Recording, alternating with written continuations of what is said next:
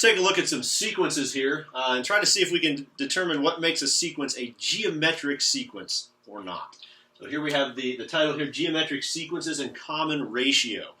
If the sequence has a common ratio, then we say that it is a geometric sequence. So what is a common ratio? What do I mean by that? Well, I'm going to look at the ratio of the term to the term before it. So if I look right here at the ratio of these two terms, 6 over 3 is 2. And then if I look at these two terms, 12 over 6, that's also 2. And then same thing here, 24 over 12, that's also 2. And 48 over 24, that's also 2. So I see that ratio of the term to the term before it is common. It's the same every single time, so the common ratio there is 2. And if you look, that's what's happening as I go from one term to the next. I'm just doubling it. I'm multiplying by 2. That common ratio is the number that you're multiplying by to get from one term to the next term to the next term to the next term in the sequence. Taking a look at the next one here that I've marked with a red X saying that it is not a geometric sequence.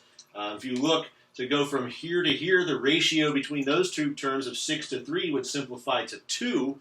But the ratio here, 9 over 6, does not simplify to 2. That simplifies to 3 halves. And then here, the ratio of 12 to 9, again, does not simplify to the same thing as the others. That would simplify to 4 thirds.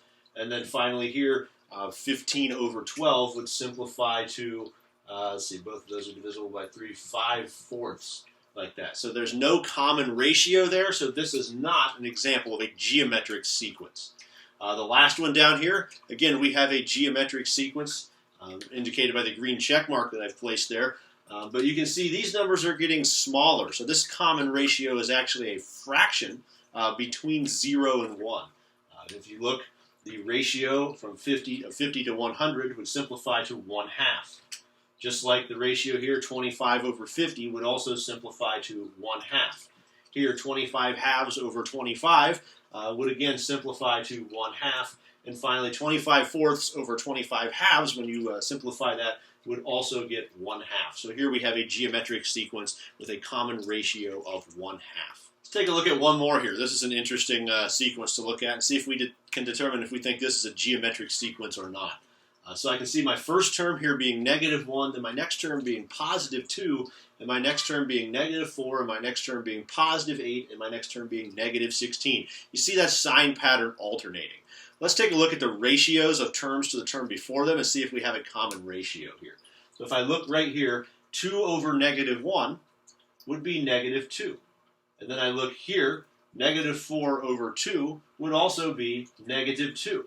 And then I look here, 8 over -4 would also be -2. And then finally looking here, -16 over 8 would also be -2. So here we actually do have a common ratio of -2. If your common ratio is negative, you're going to see an alternating sign pattern like this. So always watch out for that. If you see that sign pattern happening, if it is a geometric sequence, then you're going to have a negative common ratio.